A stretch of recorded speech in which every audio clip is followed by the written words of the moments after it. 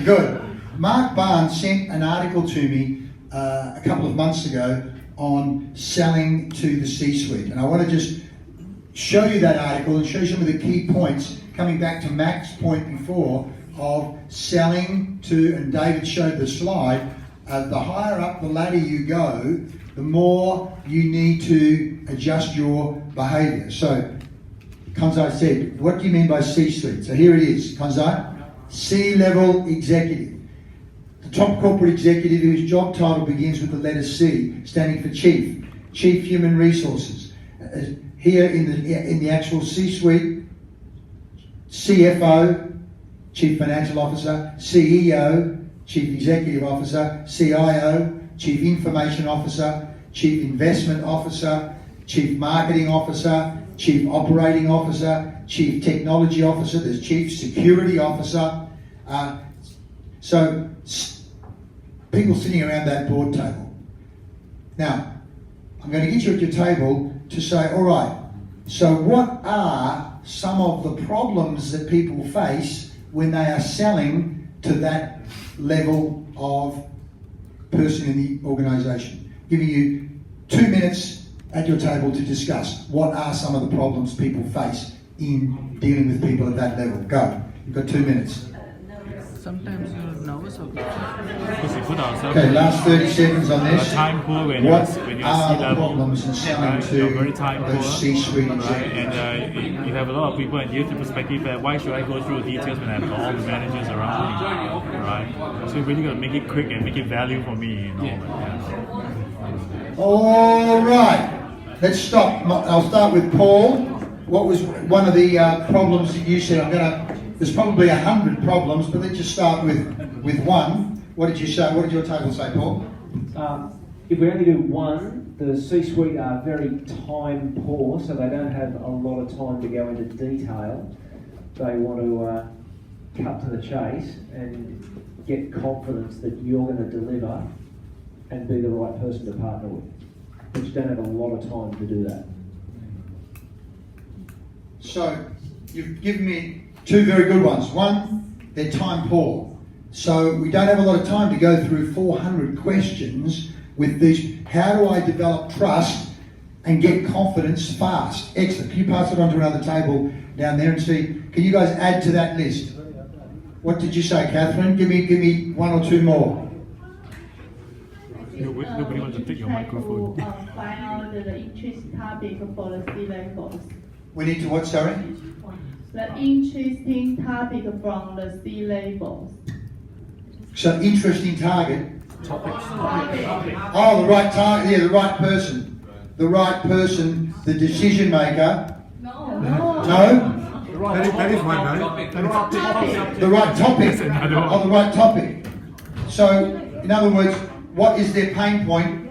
What are they really interested in? Yeah, where is their pain point? Excellent. Good. Pass it on. Okay. Nadesh. Speak the same language. Speak the same language. Okay. What do you mean by that? If we are too technical, maybe they won't understand, or... yeah. Yes. Not too technical. Which again is one of the reasons why the technical people need to understand the sales process. Because the technical person often is in love with the technical detail. Yeah? And the chief executive officer is not that interested in the detail. What is it going to do for my business? Do you want to say something, David? I see you're moving there. No, I was just, I'll understand.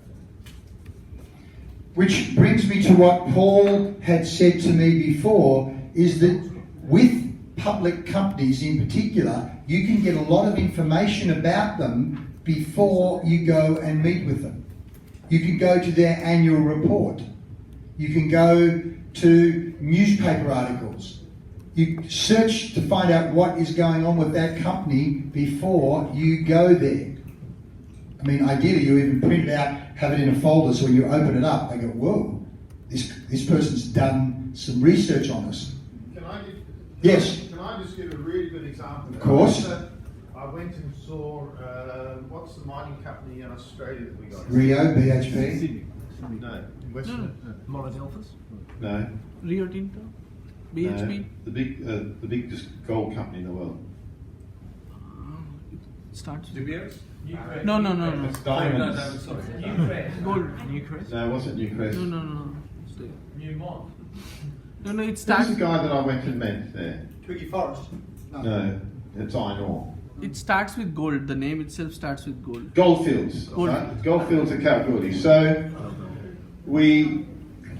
this is a massive mining company. They have operations all around the world in Mongolia and Indonesia and Philippines and Papua New Guinea and Australia and South Africa. And I went to meet this guy, and on their business card,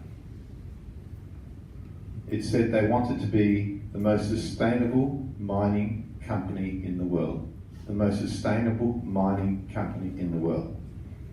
And before I went and saw this person, I looked up on the Dow Jones Sustainability Index to see whether they were listed in the FTSE for Good or the Dow Jones Sustainability Index, and they were. And I went into that meeting speaking at the sea level, and the first thing I said, that's a really interesting statement to be the most, sustainable mining company in the world. How important is that for you to be listed on the FTSE for Good? And he explained to me it was so important, and they're operating in lots of dangerous places with bad enforcement and so forth. So what was a meeting that he was only going to give me 15 minutes. That's all he had time for. 2.5 hours later, I walked out of the room and we picked up that account. Okay, so it's a very, very good example of what saying there is how do you identify what are the points to talk about. And even though I'm an MD, I feel the same fear. The same fear. And sometimes you create that own fear. So do the research to get rid of the fear.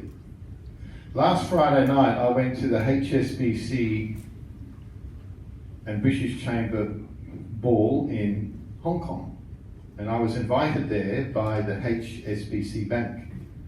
What I didn't realize is the CEO of HSBC that used to look after Australia, and he recruited Paul Bloxham, who's the guy that gives us those updates, was a normal guy. He kept around talking to me and then said, let's go for another drink afterwards and we should get together sometimes. But I had created that same fear that we always create to. When we sometimes go to very senior people with big organizations, we think, wow, I'm not big enough to talk to him. Right? But he was just a normal person, right? Sharing exactly the same values. So I just wanted to share that because sometimes we create the fear. So that's a great example, and as I say, this is what happens in the yellow zone. The yellow zone, all the things that happen before we meet with the client, the research you do, and as I say, your goal is, when you get to the orange zone, face to face, as I say, connect as a human being first. Connect as a human being first. They're humans. They shower, they do all the same things you do, so start from that point of view. Because as soon as you start, oh boy, they're multi-billionaires, but you start all this chatter which affects your state. Your state needs to be, we're human beings first. We have wives, children, dogs, cats, swimming, cycling, sport. There's all these things we have in common, so start from that position because then you're in a much more powerful state. So taking this a step further, I said some of the similar things. One, yeah, I Captain. just want to add. Generally what happens, if you're a senior person or you're experienced, maybe something like over the age, you gain some knowledge and experience, but the biggest challenge happens with the young guys who are new in the industry, and when they face the CXO team, then it really becomes a challenge, and the biggest factor which you can say put them on a back foot is the knowledge. So I can say that the knowledge is a very important factor if they gain the knowledge of the industry or our own industry. If they don't talk sense in front of the CEOs, they will be kicked out within 2 minutes. Yeah, exactly. So for experienced guys, it's good when that confidence will always be there, but the bigger challenge is faced by the young guys who are new entrants in our industry. Which is why what Malaysia are doing in terms of the mocks before people go to meetings, mock and role play in advance of going to these meetings, particularly for the young people. Max already said, in Asia, get them practicing a mock meeting, and again I'm going to give you some information and tools to help you do that, so that know the enemy, know yourself, need not fear the result of 100 battles. Practice. So here, getting in front of them in the first place is hard. The junior person selling to the senior person, which is what you're saying here, is a problem. The fear of asking the wrong, what if I say the wrong thing? Fear of what if I stuff it up as soon as I open up my mouth? That's all chatter in the back. That's all, get your own state. No, connect. I'm going to follow a process. I'm going to ask the right questions. I'm trying to close the C-suite too soon. You're going to really stuff it up, you know. Not impress. What if I don't impress them? Forget trying to impress. You're going there to help. But I'm going to show you some strategies. And there's a whole range. I'm sure everybody in the room has a story they could tell of a time they went, oh boy, I stuffed that up. Because you had the wrong strategy. Remember, use the right strategy, get the right result. So let's talk about what that is.